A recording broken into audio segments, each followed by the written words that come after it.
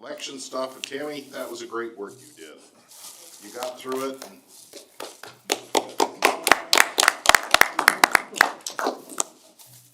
we're gonna do 20 days next election. Early voting. Can we have the roll call, please? Epley? Here. Johnson? Here. James? Here. Johnson? Here. Can we all rise for the pledge of allegiance?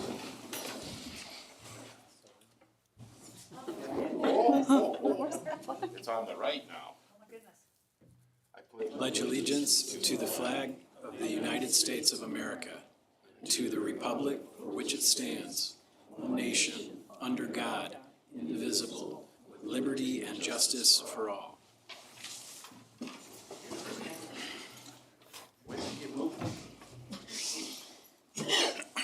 You're on your toes, Mayor. Many people may be vacuuming. Mark, the agenda is here. Have you changed or added, or? We have a replacement resolution relating to our Depot Trailhead project, and then Commissioner Johnson is not able to be with us. She is out with the illness tonight, so we have a resolution that would excuse her from the meeting. Alrighty, we'll vote on that in a moment. The minutes from the February 12th meeting are before you. Is there a motion to approve those minutes? So moved. Second. Questions, additions, corrections? All those in favor say aye. Aye. Opposed, no. Motion carries, minutes are approved. No special orders. Let's do the resolution for Commissioner Johnson. Is there a motion for the resolution excusing the commissioner for illness? So moved. Second. And support, questions? We do this because if you miss too many without, get excommunicated. All those in favor say aye. Aye. Opposed, same, motion carries. The study session today, we have guests from Mead and Hunt, who are the engineers of avionics here in Big Rapids. And we also then have a discussion with some of the financial people to see if there's a way to afford to do what Steve Shorter wants to do with the airport. Is that right, Steve? So who's going to lead the discussion? Zach Puches from Mead and Hunt. We're happy to start the conversation. Absolutely. I'll join on the podium here so I can be seen and flip the PowerPoint slide here. Yes, thank you for inviting me here to give an update on the runway extension effort. I forget, it's been a few months since I think there's last been an update. So just kind of want to talk about what's happened, where we're at, and the next steps in moving forward. And let me go, so this is full screen. Hope I did that right. I think so. All right, excellent. So really, I kind of went through that already, but just objective status, and then also here to answer questions. I know the financial commitment is an item we'll talk about, and I'll do my best to answer those. I know Sean Thompson, who's our project engineer on this, was unable to also join us as well this evening, so he's given me a good coaching on the financial and the engineering side for me as a planner can do. So for those that don't know, this runway extension effort has been ongoing since 2013, and I can proudly say I was there from the beginning. So it's very exciting to see this actually happening and getting very close to that. Currently, the runway there is 4,300 feet. We're looking to extend it to 5,000 feet. And why 5,000? For those that may wonder, that's generally the runway length that larger aircraft need for insurance purposes, pilot preferences, etc. So not only for jets, but also turboprops. So those, for those that are not familiar with aviation, those twin propeller engine aircraft. So that is the, if I did that right, excellent. So this is what that runway extension would look like. Very simple. There's a turnaround pad at the end. It's adding 700 feet of additional pavement. So very simplistic in an engineering design, but just wanted to show that graphic that we have up there from our engineering effort. So where are we today? Like I said, working on this since 2013. The fantastic news was in 2022, we got some money. So that's fantastic, a federal grant, or the earmark, I should say. There's also some federal dollars in there, but with the federal dollars, there's a few requirements that have to go with that. One of them is called a runway protection zone analysis. And it's basically a trapezoidal shape at the end of the runway, which is intended to protect that end of a runway from the obvious, right? Someone putting a large tower there, if there were trees, if there was a school, you know, real obvious things, but it's a mechanism that's there to protect that area. But because of that, the FAA requires a study be done. The good thing is in February, that's when we got our approval from the FAA on that study, so that's fantastic. And in March or I'm kind of going, not in order here of the dates, but in March of 2023 is when the FAA/MDOT approved their portion of the project. So I won't get into the details of that, but to summarize it, 5,000 feet is the length needed. However, because of funding, right, the FAA and MDOT were willing to contribute a percentage of that with the earmark money received, paying for the remainder of that. So it's a long way of saying in March 2023 is when all parties got together at a table, agreed, and was all on the same page moving forward with this 5,000 feet. So where are we today? So right now we're in the middle of an environmental review process, which is required by law. On March the 19th, there's a public hearing open to the public. It's in this room from 5:30 to 7:30, so please join us. You'll learn more about what the environmental review process found. There's public comment opportunities as well for those that want to input on that. Spoiler alert, we've not found anything of great significance, so that's good. But if you're interested more in learning, come back on March the 19th. Design, so once the environmental review process is complete, that's when we can officially move forward with the design. We're working kind of behind the scenes a little bit to do some of those boilerplate type of tasks so that we're ready to go. The reason for all of that is because on I'm cutting ahead a little bit. Let me go to this, I'll come back to that. The big date we're really focusing on is May the 1st. That's when we need to have everything done, a design done, an environmental review done. That allows us to use those dollars that have already been awarded. So if I'll go back to our timeline here. So that's really what we're looking for. So right now, the project is currently advertising for bids. There's two alternatives. I'll talk about those in a minute. There's two costs associated with those alternatives. March the 15th is when we're going to find out what the bidders are, or who the bidders are, and what that cost is they're proposing for the project. So that's another timeline here coming up very soon that we'll be very interested in. Okay, so let's talk about those two bid alternatives. I'll call them Alternative 1 and Alternative 2. So Alternative 1 is what I'll call the alternative that the FAA would prefer us to do.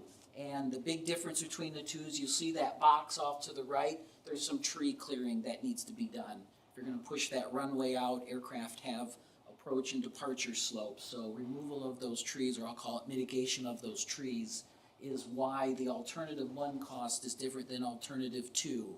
The reason for that Alternative 2 cost is if something was found through the environmental review process that would preclude us from cutting trees down, or if there was some other unknown that was really a roadblock. That's why Alternative 2 is technically an option. But I do want to make sure that everyone knows that Alternative 1 is the one that the FAA is most favorable for. They're not against Alternative 2, but there would be some other action items, and I don't want to say restrictions, but with federal money being involved, they may say you have to do X, Y, or Z if Alternative 2 happens. Like I said, it's not bad for Alternative 2, but really the difference in the two is those tree clearings. And between you and me, as I'll say, at some point in the future, those trees would likely need to be addressed anyway. It costs $1 million to cut those trees down? Yes, it's part of the trees, but the other reason, and that graphic there doesn't show, but the trees are in a wetland type of complex, and that's what that cost is, because there would be a wetland permit action that would be needed. The good thing is that when we started this, we're not certain if there were, I'll call credits, if there was a wetland in the region, the area, but we were able to find one of those, which is a good thing for that. So whatever action is needed there with those trees, there are options to address the environmental regulations to mitigate whatever action we take down I'm gonna pause there for questions about the cost, the difference, give everybody just a moment to digest all that information with the dollar amounts, if you have any questions. And if not, I'll be around until the end. Probably you should be more transparent about the wetlands thing. Like As really, in- tell, it's the real skinny. Okay, so where those trees are, it's in, I'll call it like a vegetated wetland. It's a wetland complex where the issue is, it's more challenging. It's not as easy just cutting the tree down, right? There's wetlands there, there's all those environmental regulations associated with it. So the two items with that is, one is just the time of year that you can go in there to remove those trees. And the other side of it is because it's in that type of wetlands complex, environmental regulations require that you, if you remove or cut trees, or impact might be a better word, you have to provide that area within the same geographic region. And I'm not an environmental specialist, just an airport planner, so I'm sure there's somebody in here that might be able to describe those terms a little better than me. But that's the issue. So the credits, the number I had was, I think it was about $110,000 an acre that it would take for whatever that footprint is you mitigate. That would be the cost to, like I said, to meet those environmental regulations. How many acres? I forget the acres, Steve, is about. Approximately 7 acres. Yeah, So if you multiply Total it out, project, total Yeah. project. it's not $1 million to cut the trees, it's $800,000 to buy Wetland credits. and wetland the tree credits.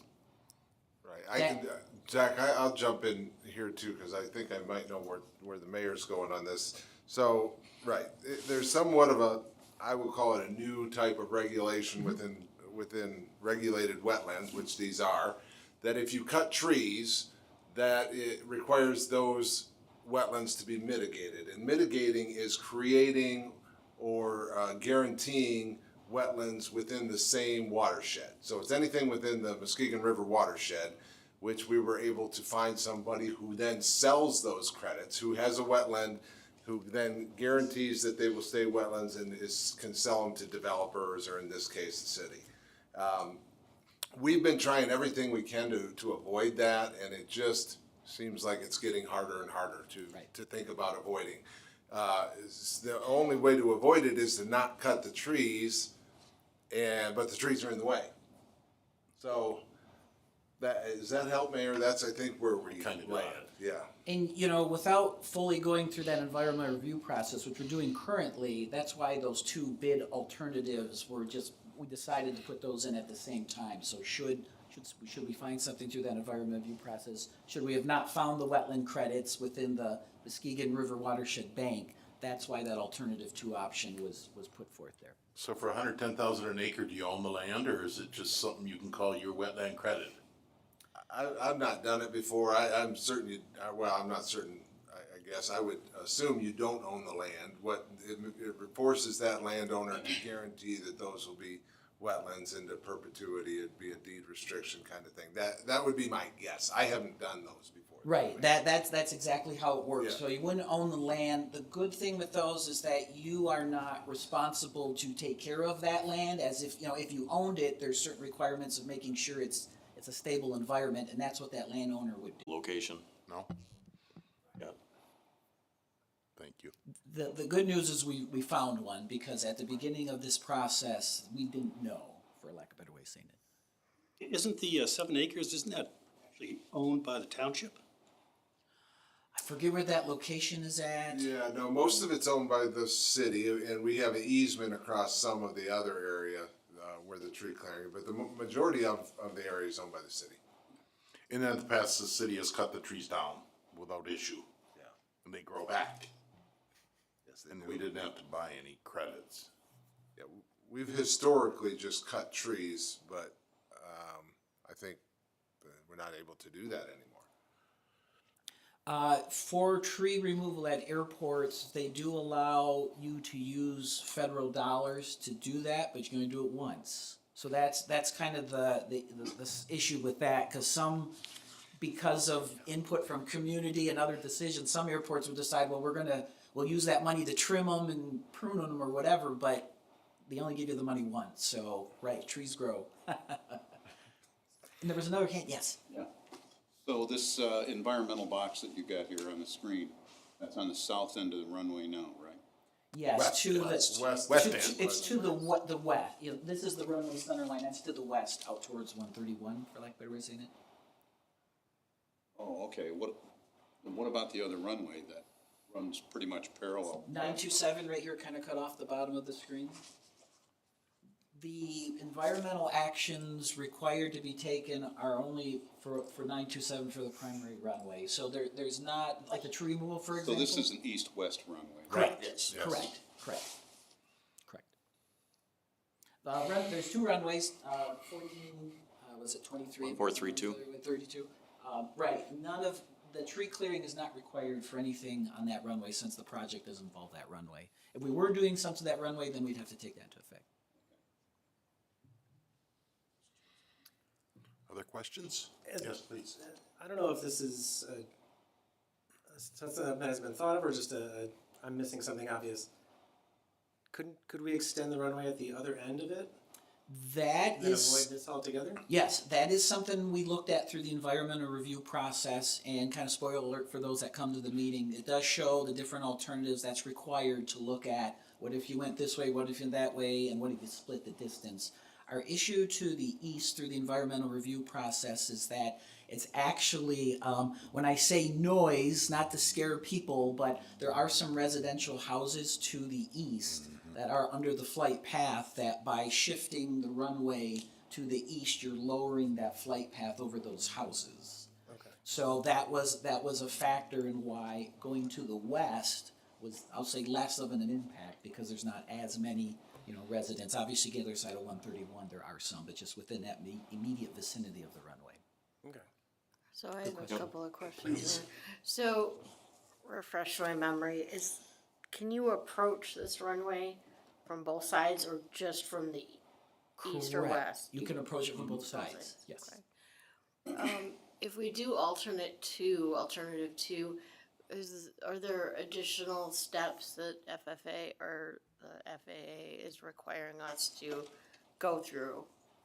And what are those? So I'll try to keep it high level from a technical standpoint. So what would happen is if alternative 2 happened, you would still get that 700 feet of runway pavement to the east, but where it factors is what the pilots are instructed to use to take off and land. So because of those trees there, the markings and the charts that the pilots use, they would not be able to use that first 700 feet of runway to land. Because if you think about it, they have to fly over the trees and then get into that proper angle to land. So what would happen is if alternative 2 happens, it goes into pilots' charts. There's a lot of publications, so they're aware of that when they land, so they'd be flying in from the west, they wouldn't have all of that runway to land. Airports have that. The FAA generally doesn't want airports to have those because it's complicated, right? You come in, you say, oh, I got 5,000 feet to land. Well, you have 4,300 feet to land. And even though it's marked like that, there's that potential for a pilot to think, oh, there's the end of the runway, and if you have trees and obstructions in the way, it creates that potential conflict. So not impossible, airports do have those, but generally the FAA wants to see, to have that full runway available, the full distance available for landing and taking off from both sides. So is there additional cost that they would require us? Are they gonna require us to spend more money for annual training, developing some sort of plan, paying an extra permit? It sounds like. Probably what would happen, we don't know. The FAA just said if you do that, just be aware there might be some future restrictions. From my experience, what I would see happen is if alternative 2 happens, if the airport decides to accept any more federal grant money in the future, they're probably going to say, you got to do something with those trees. So if you wanted to build a taxiway, improve pavement, whatever it is, even though it'd be an eligible project, the FAA might say, we're not going to let you do that unless you, and then whatever those, I say restrictions, but considerations would be. Thank you. Ed? Do you always take off from the east to land? Depends on the wind. You want to. Is the wind prevailing westerly? Well, it's predominantly westerly. Most people prefer that because there's also, that lay of the runway is an angle upward, so you get some free braking, if you will. I see. And that's very good point. The topography increases as you go west, so that's why those trees are a greater factor. I mean, if you look at that distance, if it was a flat, just flat land, that might not be as of a factor, but because of that topography goes up, that's where that trees is, like I said, a bigger factor than if it was flat land. So when did this law go in? Because when we started this many years ago, that extra million for those trees wasn't there. So did that law just go in that you had to do this wetland exchange thing, or? I don't know, Mayor. Zach might know. And that could have been we weren't dug into quite that level at that time, maybe too. But I can't answer that. Okay. I hate to use the blame economy and the world and all of that, but I mean, unfortunately, that's a reality. I mean, we scoped this, or we were looking at 2021, 2022 dollars when we started all of this, and obviously the world changed significantly since then. So it's an easy out as an engineering company to say that, right? But ultimately, that is a reality in all of this too. Because the thing for the commission is you spent $4,700,000 so you can land a few more planes. I mean, is it a guarantee that's gonna bring huge sums of money to Big Rapids and pay the 4.7 million? Steve, you and I could probably tag team this answer. Our study, it was really interesting because we found it with Mead and Hunt working on a lot of airports in the state.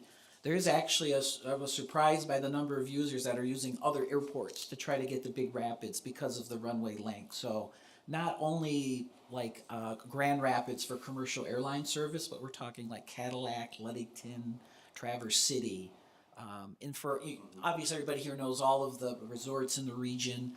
I was really surprised with the hunting ranches in the region. There's people that fly across the country to come to these hunting ranches that have money and aircraft, right? And they're doing it a lot. You think it might be one or two a year, but there's enough, and they're using other airports. So Steve, as you know, filling up an aircraft with Jet A fuel is, selfishly looking at the airport's budget is a big deal. Yeah, that is a revenue source, that is a good revenue source for the airport by having that increased traffic. And, through the justification process that Zach was talking about, we identified, I believe, I do have the numbers here, I believe it's somewhere around 600 additional flights of aircraft that need 5,000 foot is what we were able to justify. And I can also assure you, and I think Zach could probably back me up on this, where some user groups, we weren't able to get them to quantify flights. Things like leasing company, NetJets, for instance. Occasionally we'll see them in there, and they wouldn't commit to numbers for the purpose of our justification, but we already see some operations of smaller aircraft as well as a verbal commitment that they would be utilizing it more. Another user that still is a little bit of unknown numbers would be more of the Gulf, Tullymore, St. Ives. They would be more users, and every time an aircraft lands there, we're looking at landing fees, or we're looking at fuel sales, and so of course that's a benefit and a revenue to the airport. And that's on top of the local businesses in the region that use the airport currently.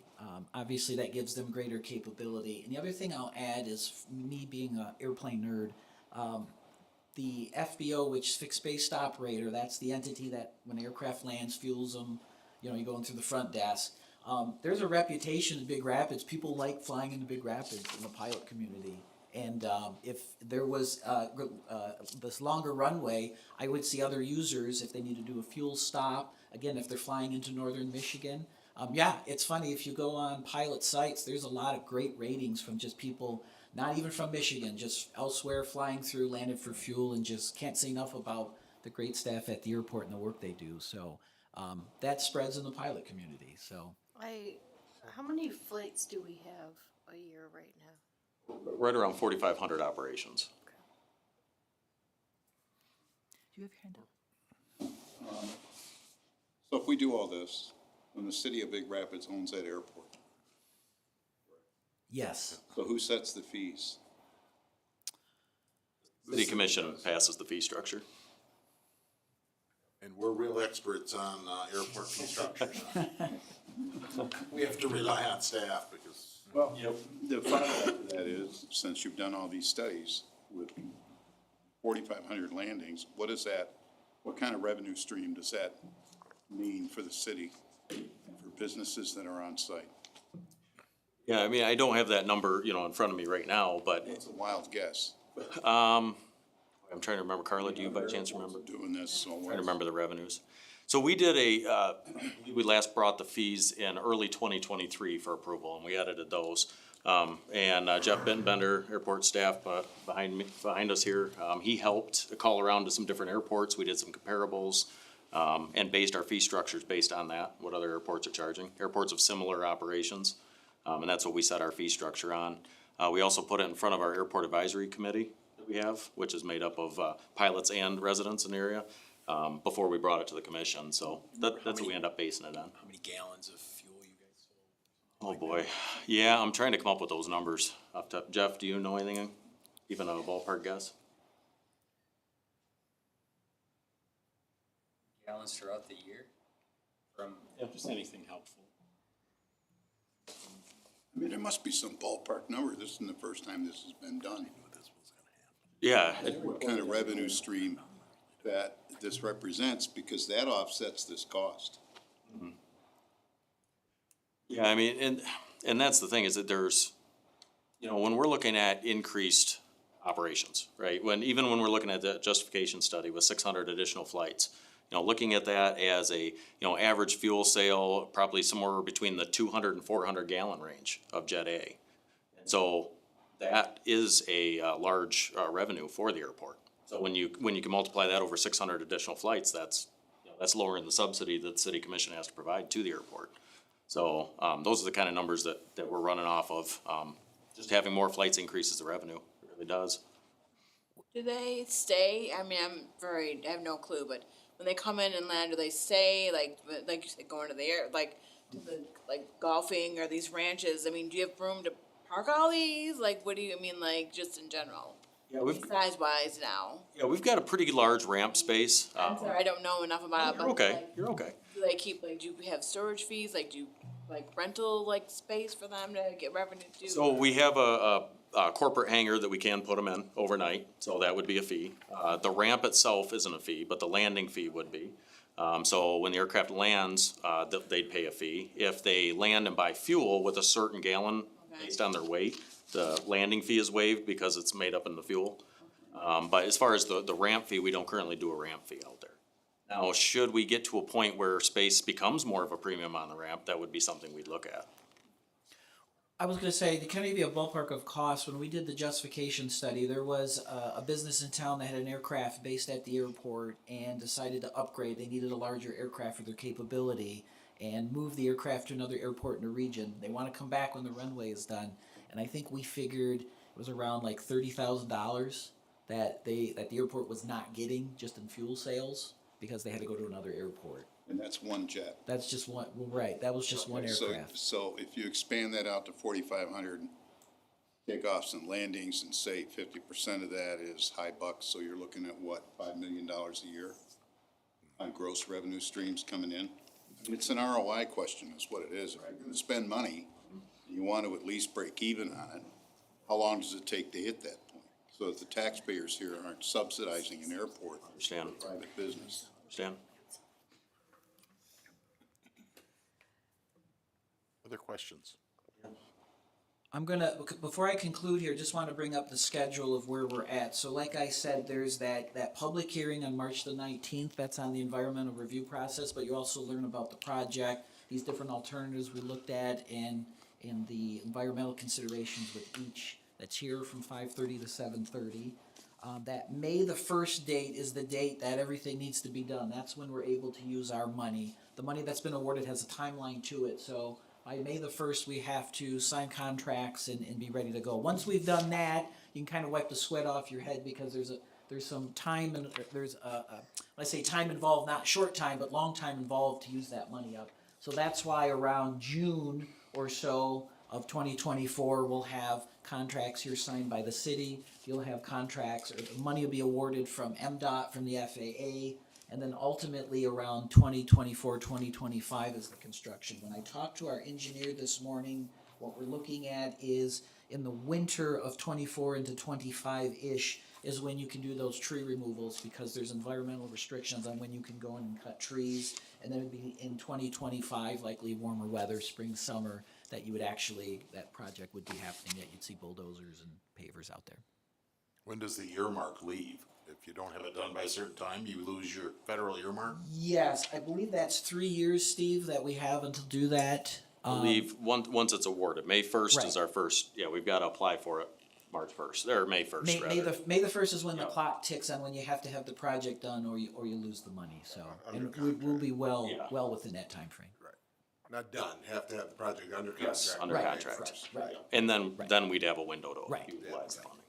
And I will like to add something real quick too, Zach. So when we were talking about the total project, we'll get into the finances too. I know that it's continuing, but one thing to keep in mind also is that the city, the local share is 5% of the project.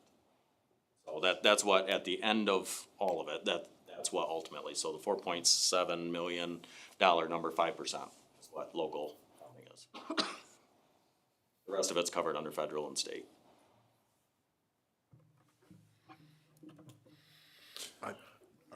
Are you gonna keep going? Are you still rolling? I'm finished, concluded. I will leave this slide up here if there will be consideration of it, but just so you can see the numbers up there, and I'll just remain up here if there's any questions. Mayor, Because of, you ask all the questions that I ask? Yeah, you. So you were just, we have never seen a synopsis of what you're talking about. And I think before this commission can vote on the final thing, we gotta see those numbers on these fuel sales and these fees and all this stuff. You've got 10 years of data you could compile and then give us realistic estimate based on the FAA study on, I mean, we should see those numbers and not just say, oh, probably. You know, Mark, we talked about it today, cause I knew somebody was gonna ask the question, you're the one who asked the question, the same question that. we're on it, Mayor. We'll come up with something. Come up with a way to quantify it. I Yep. mean, you must have sold X amount of gallons over the year and how much profit you made on those gallons, et cetera. That's something I wanna see. Anybody else? No, just me.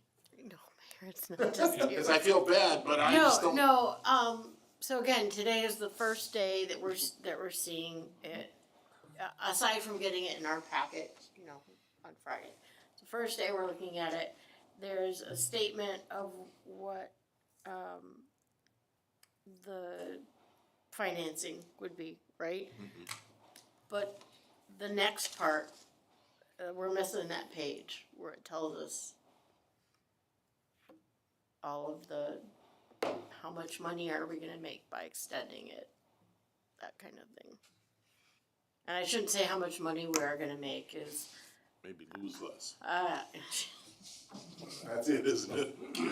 Cause we're losing now. we supplement the budget for the airport. The good thing is I think it's easy to do that request. Obviously, I'm happy to help, but we have aircraft projections because that was needed by the FAA and MDOT on the justification of the runway. So we do have an activity projection that the FAA and MDOT, I won't say approve, but agree with, which can be a basis for quickly performing that calculation. And it should be readable by lay people, not people who know aircraft and airports, right? I'm with you. Alright. Others from the community, Mayor, I have one. please. Zach, does MDOT award this contract or does the city award the contract? Okay, that's a great question. So even though it's FAA dollars, in Michigan, MDOT has, I'll call authority through a federal agreement to award the dollars. So the money would be coming from MDOT. No, I mean the Contract. agreement with the contractor. Is that, or the Oh. awarding the bid? Okay, so yes, I believe that's with the city and then you get reimbursed, So so we you'd need to be, get that on your calendar too, because we meet the first and third Mondays of April, I believe, there's no, deviation from that. And, to be under contract by May first these are the only folks who can do it, so, and it sounds like we got a lot of questions to answer before then. yes. Okay, so- The April, that April the 12th deadline, that's called the FONSI, but that's basically. What's a FONSI? The FONSI is the environmental decision on the review process. So once we have that FONSI, we're ready to sign contracts, for lack of a better way of saying it. We have to wait until the approval process of the environmental study is complete. So that, and I'm sorry, I just can't see real well, maybe that's my I need glasses, is, we're showing April the 12th, but early April is when we'll have that, when we're estimating to have that decision. Obviously, we're gonna have everything ready to go, because once that's in, there needs to be approvals done, so. Looks like our April, the third Monday is April 15th.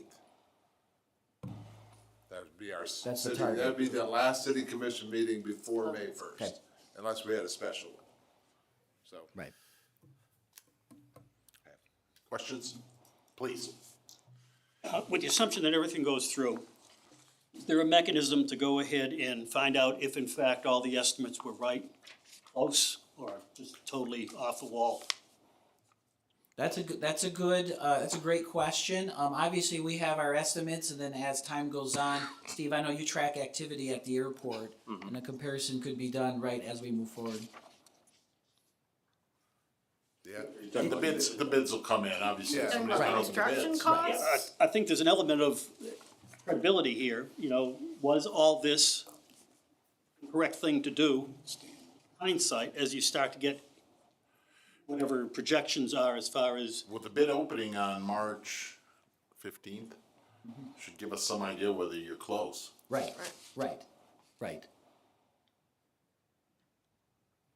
It's a great question, and it's something that aviation kind of looks at and kind of doesn't at the same time, and I say that because like COVID's a good example. You know, you can track progress, and then if there's some unforeseen event that, you know, factors in that, both good and bad too, because there's instances where, you know, maybe our projections are low, maybe they're much higher than what we were projecting, so. well, I just think the rigor of measuring something beforehand ought to be at least equal to the rigor of that which is measured after the event occurs.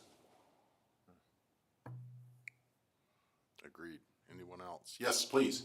I'm right in alignment with this gentleman. This whole project, to get it down, because we can't get numbers tonight, seems to be a phantom somewhere. And I mean no offense by that. This needs to be a net revenue generator for the city. Because we're not putting an airport in there where I can hop a plane to the other side of the state. So it's commercial operations for private industry that's gonna be using this thing. So the city somehow needs to benefit from this. Positive revenue stream, whatever that is. I just heard the number pop out here, about 5%. The city puts in 5%. Boy, that's a big jump from $4.7 million to just 5% of that. And then what's the payout time? Does the city have to, let's say that these flights fall short, things change. The Goshen plant gets delayed, because they're gonna be a big user of this thing, I'm sure, and that's probably a factor that's driving it from Lansing to get this close-up airport in here so that it can haul cargo. That just makes sense. So is the city on the hook then to pick up, late payments or a revenue stream that doesn't hit the mark that it needs to hit at some point? Short answer is yes. The city's the bottom line on this one. If we lose money, it comes out of the city budget. And it has for years. When was the first time we applied for the runway extension? Could you remember? Remind me of that. So when I started in 2013 is when that process started, and it really, the reason why it didn't happen then, it really had nothing to do with money. It was just MDOT and FAA kind of a disagreement there on just why it was needed. Because at that time, the study showed that we could support a runway Right. extension. However, there was a disagreement about the number. It's a great question, and it's something that I'm telling you, when I go It when was I have a something drink, weird, it was a very small technical like- matter. It was a flap setting of an aircraft. Yes. That's what it came down Yeah, to. so we could have done this They in didn't- 2013, Yes. we could have done it Yes. at any point, regardless of A lot cheaper, businesses, too. and a lot cheaper. Yeah, it came down to a flap setting on an aircraft. Probably not, Mayor, so. Thank you. Got her, Mark? Yes, thank you. They have some clean numbers for way ahead of time, maybe. Okay. We'll do another study session probably before April 15th, I think, something like that. But don't you think by the next meeting we could have some numbers from the airport? Sure, yeah, it would all be projections, we just have to recognize that. So are we moving to the next part of the? Sure, yes, let's do it. Mr. Gormley? Sure, thank you. We're not a very friendly group today. Oh,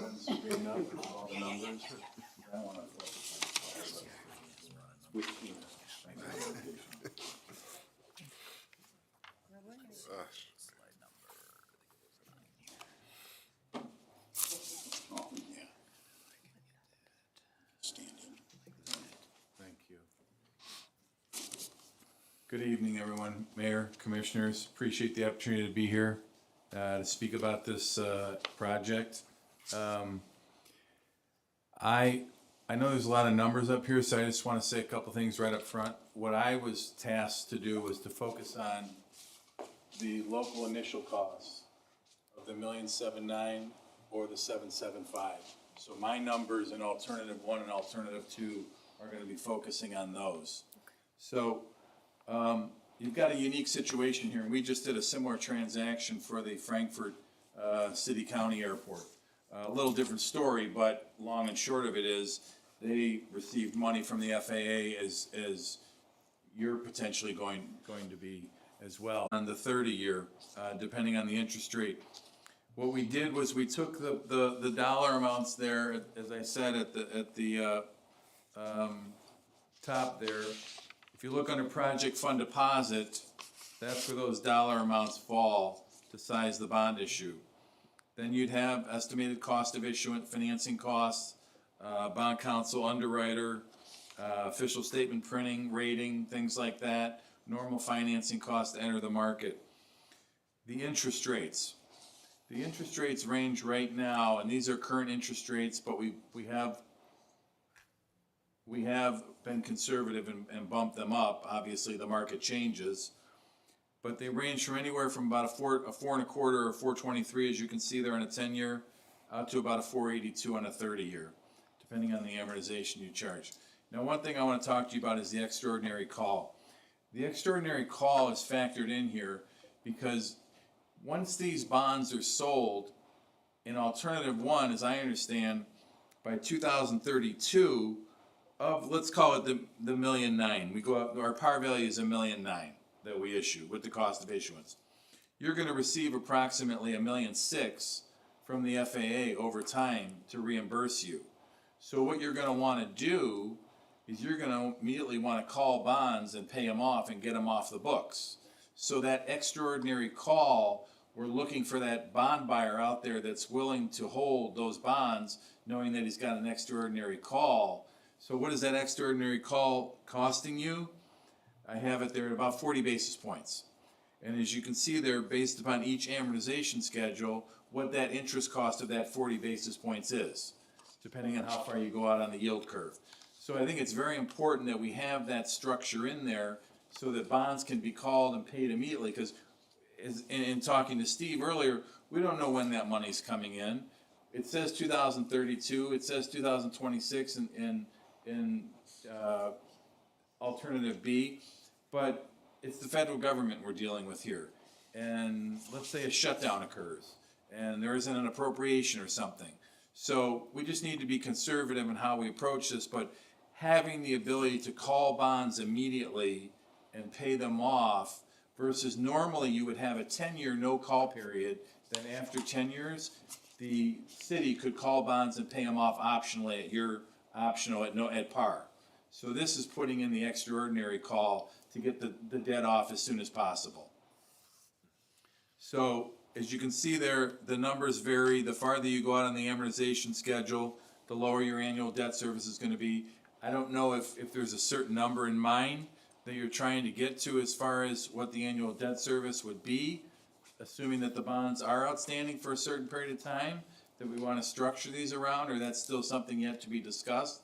But Mike, can I interrupt there for just a second? Sure, go Just to remind, I think, the commission of it, the whole group, the city has allocated $150,000 annually that has been approved, that funding, which we usually bank and use for paving projects and painting projects and, maintenance work at the airport, that money through this whole process can be used to pay back this debt. But that's about so you ask about, what's a target? Well, we get $150,000 a year. The caveat to that is a couple years we get more than that. Is that two, Steve? Yeah, 25 and 26. So, and in those 2 years, we get 300,000. So that's just, so we're all on the same page. If that could be included in the packet that you're gonna get for us. Sure.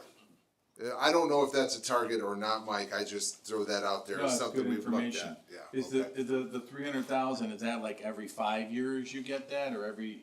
They did a special COVID funding, they Got call it. it bill money, which you probably know what that stands for, but I Well, don't. there's ARPA money and there's It's an different. Yeah, infrastructure it's law. that, it's a special just for a couple of years, so. Yep, that's good to know. So yeah, the 150, I mean, if we wanted to work around a number and try to stay under that budget, at least that gives us something to budget against. So that would take us right out to probably the, almost the 20-year amortization. We're just about $140,000. And these rates are estimated right now conservative. And I think even the extraordinary call, I would hope my traders and underwriters would be estimating that at 40 basis points would be on the conservative side. Plus the cost of issuance still needs to be flushed out. Bond counsel, underwriter, bond rating, official statement, those sorts of things. But at least we know right now, looking at that number, 150, that we've got an amortization schedule, whether it be 20 or 25 year, fits right in that range. But as I said, that to reinforce the point on the extraordinary call, that's really to get the city out of the debt as soon as it possibly can, once the federal dollars do come in. We don't know when that is, how soon that will be, but having that structure in there and having that bond buyer know that he can be taken out at any time, I think is important. The next page is really just alternative two, exactly the same thing, just the lower of the numbers here on the initial cost. And as you can see there, what the debt service does. But in talking to Steve earlier, it sounds as though the FAA is probably gonna be pushing towards alternative one when it's all said and done. But I'm more than happy to answer any questions you have on these numbers. I'm still just a little confused, so between all you three guys.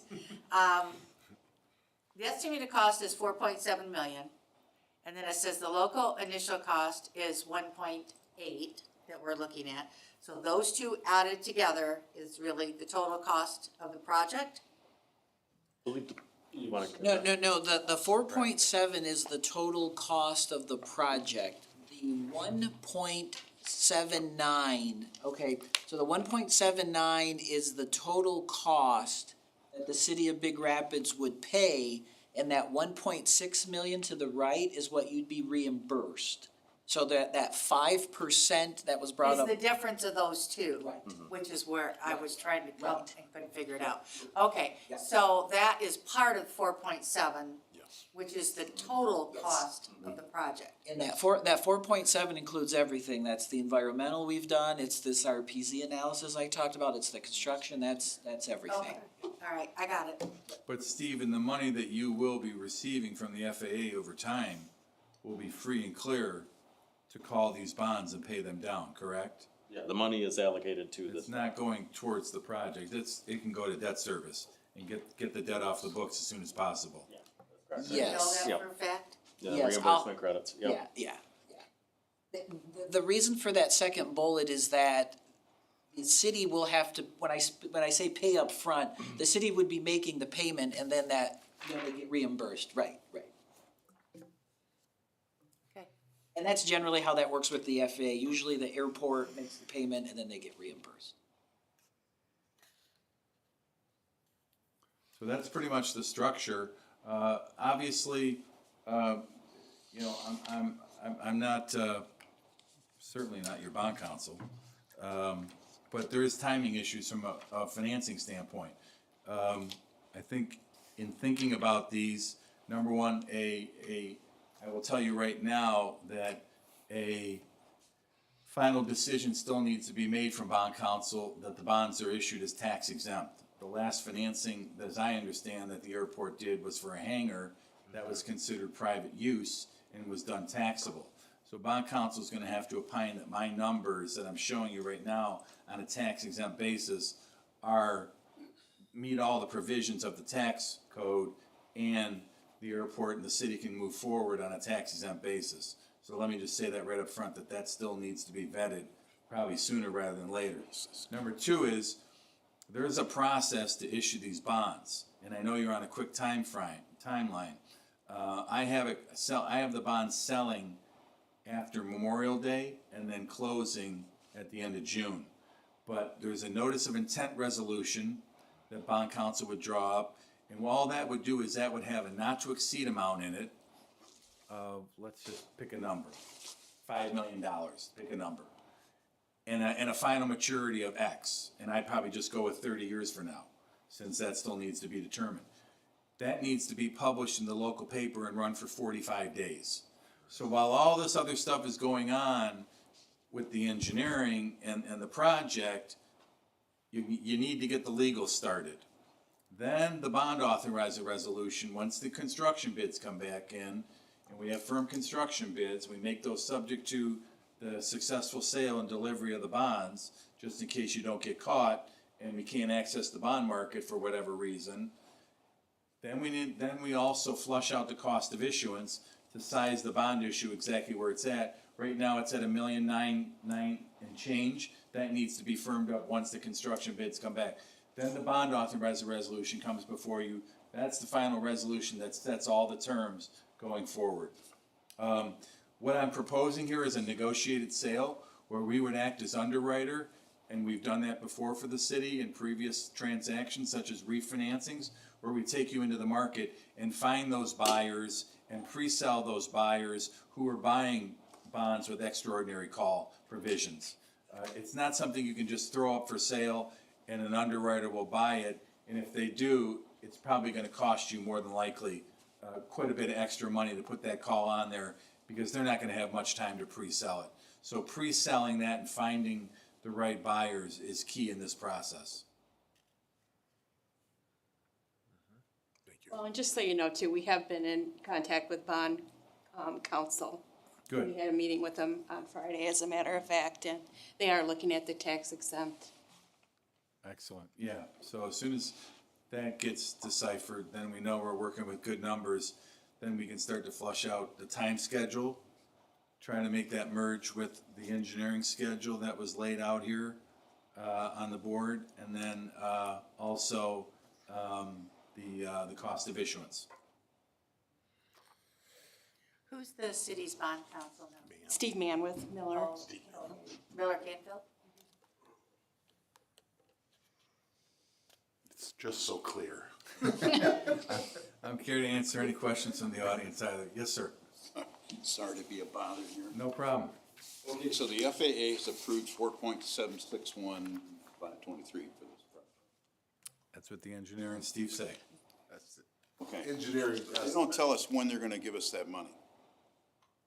That could be 10 years.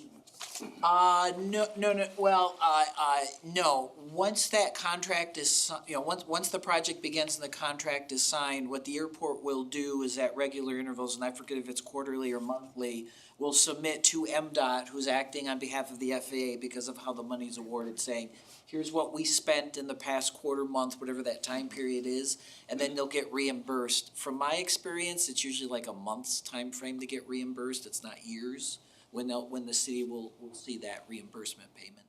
We're financing that ongoing month, from month to month to month to month with his money to make it happen. Say one more time, just so I understand. We're the ones fronting the money. City fronts the money, and whenever the FAA gives us a chunk back, then we put that toward the amount that we fronted. Right. But we're borrowing money in order to make that happen, so there's interest and fees on that note that the FAA does not reimburse us for. Yeah, you'll be paying interest, and that's why, you know, coming up with a budget number annually, let's call it the hundred I and get fifty. that, that makes sense. And so, and that's principal and interest, how we figure that out, whether it's a 20 or 25-year amortization. But based upon everything that's being told, you know, if you do alternative one, 2032 is when you should be made whole by, and if it's alternative two, it's 2026. So assuming the federal government sticks to their word and the FAA, you know, That's a good one. that's when Yeah, they're saying and I was gonna that the say money is there. one of the good things, if there is, I agree with everybody's concerns with the federal government, trust me. But one of the good things though is that the FAA's budget is on an appropriation schedule and it's every 4 years. So once that's been negotiated and everyone agrees on the federal level, that's what the FAA's budget is for 4 years, which is isolated a little bit from everything else you see in the news. So it's one of the good things from an aviation standpoint is once they have that 4-year agreement, that's what their budget is. Obviously, we've all watched news headlines and see how that fluctuates, but aviation is generally isolated from that once they agree that 4-year budget. And they're coming up to I think the 4-year budget, the authorization is very soon, or it just happened, and they're in the process of negotiating that. So we should see another, hopefully, cross your fingers, at the speed of government, that new 4-year authorization will be soon. That'll have that budget for the next 4 years. And that's for airport development across the country, and, you know, it's millions and millions of dollars. A question, so the 4.7 million is what the project cost is, the city is fronting 1.79. Does the remainder come directly through FAA, MDOT? We don't see it, doesn't come through the city at all? Believe the rest with Yeah. earmark. Yeah, generally how it works is us from the consultant side, we submit our invoices into MDOT, and so that federal share is channeled through MDOT, so, right. Yeah, to the city, and Right. we would pay the contractor, send a reimbursement request, and they'd pay us. Fairly standard. I mean, it's a big number, but we've done it on. Like I said, that federal reimbursement is generally months. The concern of it being years is, you know, I understand that concern, but like I said, that the money awarded for airport development is generally isolated from that, so the city would, like I said, see payment within months. Other questions? Hearing none, thank you. Thank you very much for the opportunity. Look forward to talking to you again. Thank you. And let's hope for good bids on the 15th. Yes. Thank you. They're never less than what we thought. Truth to that. Clear as a bell.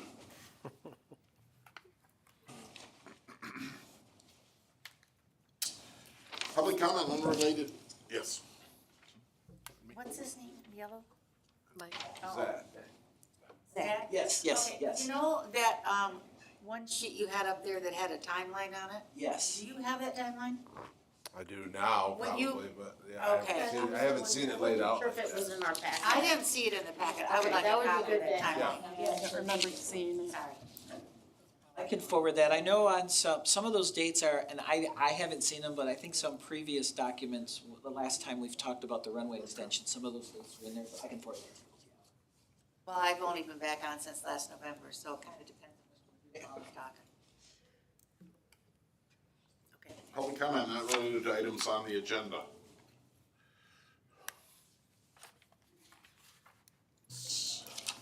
Hearing none, we'll move on. No public hearing. General business, the first resolution is to put a new street light on one of our corners in Big Rapids, and anytime you do that, you have to do the whole consumer's energy thing. Is that right, Mark? That is right. They do individual contracts for replacements, new lighting. In this case, it's new lighting, and it's been puzzling us because of the address that was assigned to it. And you're still puzzled even after you look at the map. But the light is actually, the new light is actually on Birch. That the service would come from 604, whatever they call it, Chestnut. And the service would go down a vacated alley that's in the mid-block there to put a new light about, on Birch in between Winter and then Chestnut. We've had a number of complaints over the years. It's a very dark stretch of road. We don't do a lot of mid-block lighting, but this one has been really requested by folks in that neighborhood. And so we did the homework on it and have it for your consideration tonight. And it's really truly only $870? Yeah, but then it's very random, Mayor, and sometimes you pay a lot, sometimes you don't. I don't understand how they calculate it. I don't know. I don't know how it works. And that's right behind Saul's old house. Correct. Right in the middle of the block where there's no anything. Right. Just the neighbor wants it brighter. It's just dark through there and.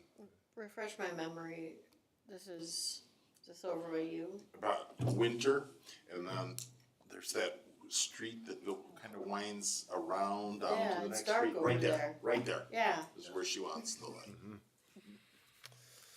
Do I hear a motion for approval of the consumer's agreement for the light? So moved. Second. There's a motion and support. Questions? Anything, Mark? I don't think this is a hard one. No, I'm nothing else. Tammy, could you call the roll? Beverly? Yes. Gunther? Yes. James? Yes. Stino? Yes. The next resolution is for, the, Depot Park, Mark? 10B is Clay Cliffs grant Clay application. Cliffs. Go ahead. Good designated trail, sort of by design, being a nature area, but it's rugged. Footing's not great. It's an adventure to go walking through there, which is part of its charm, but also limiting to some of the folks who would like to enjoy it.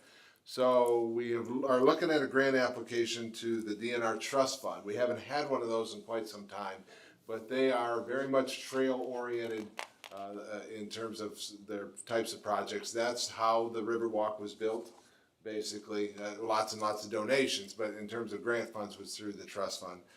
And so we have a grant application to do about a 3/4 mile loop that would be handicapped accessible, go down both sides of Mitchell Creek. There'd be 2 bridges that would connect it, and it just would open up that park and that experience to a whole nother group of people. And those who are capable would like it as well, because it would be, you know where you're at. You can literally go into Clay Cliffs Park and not know where you're at. It's not huge. It's just, but that again is part of why it's liked so much. But staff really thinks going after this grant would be a nice investment to make that opportunity available to everybody. The max we can apply for is $400,000, I think, and we have about a $560,000 project. We're required to match 25%. They encourage you to match more. You actually get more points for more match. And so we're looking at doing $160,000, just shy of. And this would not be done this summer. So we would apply, if the commission authorizes, we would apply by April 1st. And we'd likely find out in September, October. And so then we'd have to do full design throughout the winter and bid and then do a construction project in summer of 25, right? Yeah, summer of 25, so. And, yeah, as with all of our grant applications, it requires, and when you submit the packet, it requires our authorization. Yes. Right, with approval of the project. Yes. It's not approval to spend the money, it's approval of That's right. the project. But it's not been put to paper at all, correct? We have a concept design. There's a map. Showing where the bridges would probably be. We haven't seen it. I don't think so. And a couple park benches in so that as people are traversing the trail, there's area for them to come off the trail and sit and and enjoy the stream a little bit. Didn't Marlies do? She has a master plan. Oh. That was the basis for sort of the idea, but the I've police seen provided it us. before, Mayor. I just don't know whether it was in my role as commissioner or planning commission or, I know there is such a thing. We have a little more refined one for this, and I'll make sure the commission has it. So you just want approval of the resolution to apply for the grant, That's correct. but we have to pay 25% of whatever that may be. Correct, if we get it, yes. Well, So we where got- did that number come from on the cost? Please. So they've already designed it and got a cost. So they'll do a sort of a rudimentary design, which that I will forward to you, and a budget that, you know, I don't know about rudimentary, is not quite the right word, a concept design that is a budget that we can work off of. We do that all the time on grant applications, because staff doesn't know how much it would cost. I mean, you need the folks like Todd and his team. At some point, we have to watch out how many grants we apply for, if we have to pay 25% of every single grant we. Well, this one is 28 unless the resolution. 28%? So somebody get on board here. Yeah. The resolution says 28, I'm just trying to keep you honest. He said something else. Well, It required- says 28% required of. is 25, and we did Grant a little more. Right, and We you did a little 28. bit more. Yeah. I'm just keeping you straight. Yes, no, The money could However- run out someday. Well, well, I mean, I got it, and Mayor, this is up to you, whether you wanna do it or not. This is something we're bringing to you, but, you know, I got it, I understand. There's worry about finances. I understand that. I think we can afford this, but that's, you know, it's your call, not mine. Mayor, may I offer a perspective for what it's worth? So, how many grants do we approve that we approve as a commission that don't get approved by the grant? The company that we're applying with, or the program that we're applying with, that happens every year. So let's say it's amazing and we get the grant, and it comes at a time where the city is not able to proceed with that grant. We unfortunately turn the money down, but just because we show our approval today of a project doesn't mean in 8 months that we're tied to doing that project. It'd be nice to see a picture of it. I don't disagree with you. I think that page is probably missing, like the other page that was missing. That was nice of you to say that. Do I hear a motion for the resolution to apply for the grant? So moved. Second. Motion support. Tammy?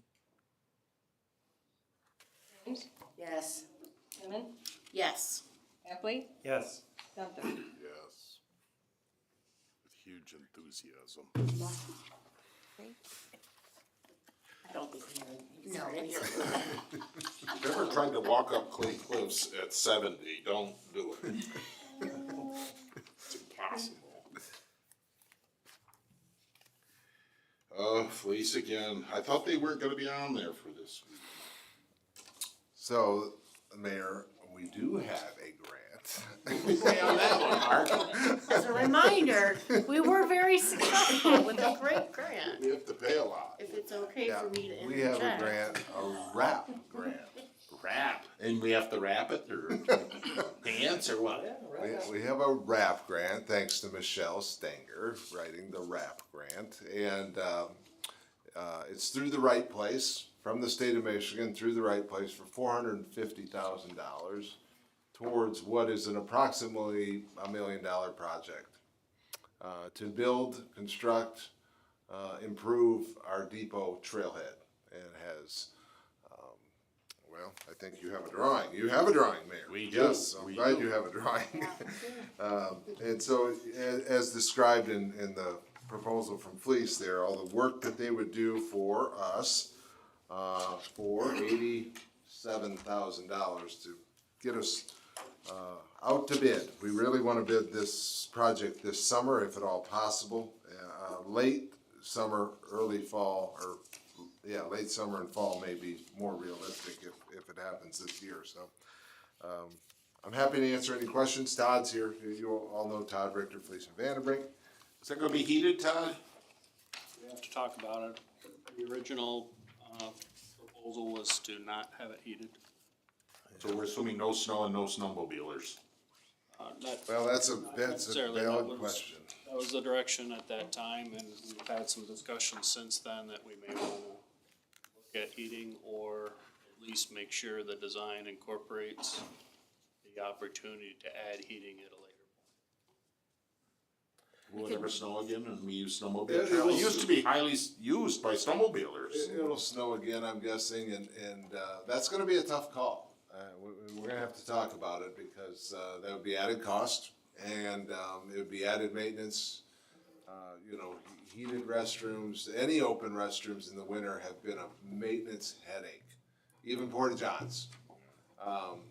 So, I would probably, if pushed towards making the call, we'll tend to leave it seasonal. But, yeah, that's one of those, when we're gonna have to decide what we. So where does the other $500,000 come from? We budgeted it this year. You budgeted? Yep. I did ask Find that it? question. Did you find it, Lorraine, in the? No, I need a current budget. I didn't look, but I did ask the question. I was asked by citizens, is that where the homeless are gonna live during the off-season? Because you have to leave it open. You have to have a lock on the door if they're using the bathroom. So the rumor has it that they go in and lock it from the inside and then use it for whatever they may use it for. No, it doesn't work that way. They're not gonna have access to the locks. And our restrooms get locked at night and then opened in the morning. It'll be a maintenance problem. It would be worse in the winter, I'm guessing. So, but yeah, they're not gonna live in there, Mayor. I mean, that isn't what we've experienced. We do have public restrooms right outside Yeah, of this building, right? Are Have those you, locked too? Yes. have you considered just, when was the last time you priced out or you budgeted out what it would be to have heat and running water? Was it a year ago, 2 years ago? We didn't plan for it 2 years ago. Yeah, I don't think it's ever been. So it wasn't part of any But it's- conceptual budget? Well, Other questions? Is there a motion for, the resolution to hire Fleece to design and engineer the Depot Trailhead Park? So moved. Second. Questions? we have one more, Mayor, if Please. please you. So it would be interesting if, just to do a simple budget exercise to see what it would cost to We can have that provide as an heat and option. water. You don't even have to fully design it as a, to construction drawings. If we could just get some sort of number and then maybe if it's something that we wanna pursue more, then we do as an alternate. But I don't think we need to go full-blown design and alternate right now, if you could just get some sort of order of magnitude cost. Okay, I'm making a note right now. Alright, thank you. Jones, Yes. Epley, Yes. Gunther, Yes. James. Yes. There is a mayoral appointment. I have to find it. You find it yet? Anyone? He said there. Oh, I don't know. Did you find it, Larry? Yes. We would like to make an appointment to the planning commission. Rory Reddick has been there for some time and would like to do another full term. And I brought that as a recommendation. Is there a motion? So moved. Second. Motion and support. Tammy? Epley, Yes. Gunther, Yes. James, Yes. Jones. Yes. Next is Michelle's favorite topic, short-term rentals. There's a resolution or an ordinance here. So we have to get all of us then. It's gotta be 4. 4 votes to adopt an ordinance, so all 4 of you would need to vote in the affirmative. And, Michelle, do you wanna review that or do you want Mark to, or what's up? I can review it,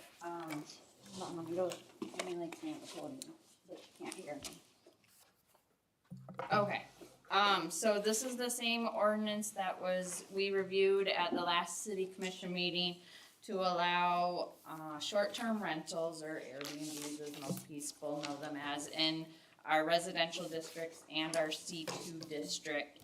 At the last meeting, we discussed whether in the R1 district you wanted to allow only one occupant in the short-term rental or two, and the city this commission had directed me to change it to allowing two occupants in the short-term rentals in the R1 district.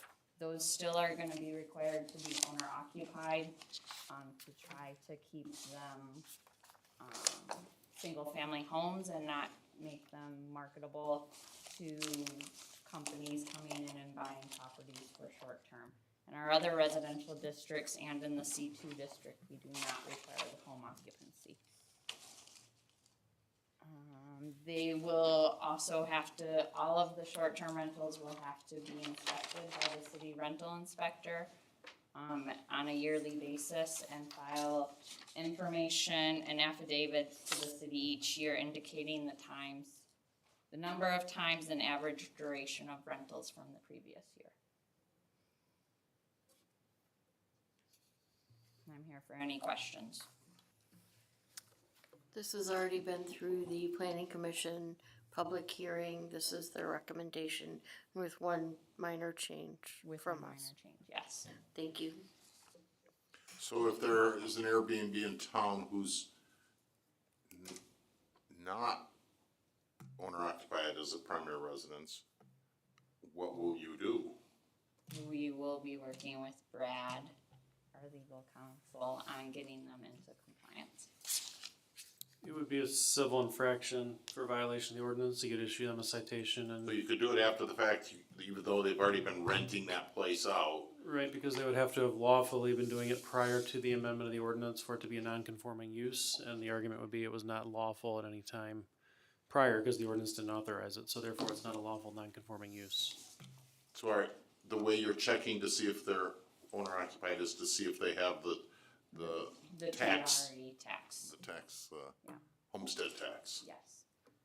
It's gonna be interesting, I think. I'm the one who suggested two instead of one occupant, because if a couple's coming to visit their kid at Ferris, I mean, husband and wife would probably like to come and see their child, and one is kind of a small number, so that's why we requested to go to two. Please. So in the R1, the two occupants have to be related, correct? No, They don't have to be related. no, because you can't control whether a man or woman are married. I hear you there. My concern is that it's their homestead. Otherwise, you're gonna have people buying up houses to Airbnb them, and that's Right. not what we're after. If it's their primary residence in an R1, I feel that's acceptable. Thank you. Yes? So if I was to have like my house, so I have to live there too, along with the people coming there? No, you just have to own it. I You have to don't own have to it. be in the building when they're there, but it's gotta be your primary residence. So on your taxes, you are. I could live somewhere else. As long as it's your primary taxed It residence. has to be homesteaded. Homesteaded. It has to be your homestead property. I just know someone on my street who wants to do that, and I'm just Better concerned. have them come and talk to Michelle. Very concerning me, because it's actually across the street, so I'm very concerned about having riffraff and accidents happening and not real happy about that, so. Yeah, I would direct them to come see me because some of it is determined by what zoning district they are. And then that has separate rules in the R1 than some of our other zoning. Okay, thank you. Regardless, they're all required to pull a permit, correct? Regardless, they're all required to get inspected by the city once a year. What will that cost them? Right now, we charge $40. And this isn't the full ordinance change. Right? Or is it? I think this is the full amendment to the ordinance. Okay. Alright, thank you, cause it's an amendment to the rental ordinance, no. To the zoning ordinance, Zoning ordinance. the rental provisions. Alright, so where's the mechanism for requiring the permit? It's in the all short term, number 6. under section 5, number 6, all short-term rentals must adhere to the chapter 151 housing regulations. Got it, that's, thank you very much. That directs them back to the rental. Thank you. Is there a motion to approve the ordinance amending the zoning for short-term rentals? So moved. So moved. Excuse me. Second. There's been a motion and second. Questions? The only question that I would have is, how do we really control it all? Do you rely on a neighbor saying so-and-so is doing this with their house and coming to City Hall and complaining? We do, which is how we regulate our rentals in general. Also, when we're in there, if it's a rental and we're in there already doing an inspection, you know, if they've shifted it from a regular rental to a short-term rental, that probably will also have some obvious signs for us, because they're gonna be different kind of upkeep or different kind of items in the house versus someone who's there all the time, so.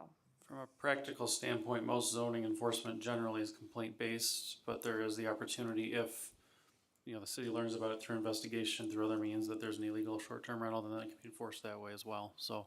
But it's generally complaint-based. You can watch the Airbnb and VRBO websites too. I mean, You'll be doing that, Oh, Mark? yeah, I no, never they thought do. of that. They do it. Andrew On does social that media? sometimes, yeah. Yeah, I never thought of that. He'll go through and just type. Yeah. Andrew, Andrew will. our inspector, will go through and type in, you know, rentals or. I think the house by you, we didn't know until you came forth. Right, and I found that on the internet. Oh, that's how you found it? Yeah. The guy had posted 2 houses, one on Maple Street and then there was one on Lilac. And I thought it was a different house, and I'm going to the Lilac house, not on Lilac. I see. Again, and the only other question is if somebody has renters that are, short-term renters that are constantly abusing it and causing problems, is there recourse for the city through the licensing, anything to that nature? I know that, long-term student rentals, you shut the place down or lock it up. Is there opportunities for the city for recourse if this person was not towing the line, so to speak? There is, that ordinance is under our chapter 151, the lockout provision, so we could move through enforcement through that. And also to your question, Commissioner Janes, one of the benefits to this ordinance too is we added a provision that everyone living within 300 feet would get a notice with the city's contact information. That's another good one. So that they would have the number to complain to if there is an issue. So anybody who applies, those people will be notified yearly, Just the first time they apply. just the first time? That's a safety thing. We have the motion. It's an ordinance, so we have to have 4, Tammy. Right? James? Yes. Simmons? Yes. Epley? Yes. Gunther? Yes.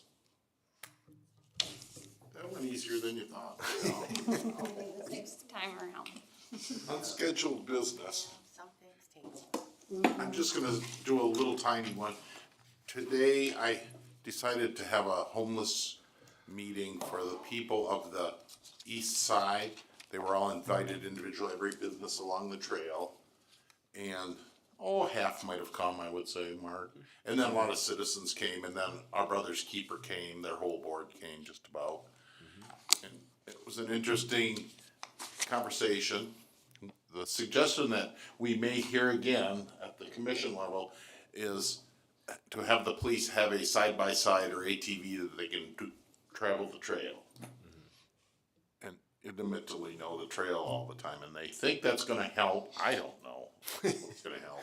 Yeah. You know, a fence around every business with concertina wire might help, I don't know. It's just not an easy problem in any way, shape, or form. And I think it is a fact that people who are discharged from our brother's keeper for negative reasons tend to hang around here as our new homeless crowd, and it kind of rotates that way.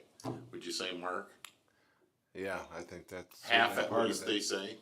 Right. Half of our homeless are people that were discharged from the homeless shelter. So, you know, there was a lot of people arguing that when you have a homeless shelter, you just make the problem worse. If we didn't have one, they wouldn't come. I don't think that's been proven either. So it's a sad scenario to know what to do.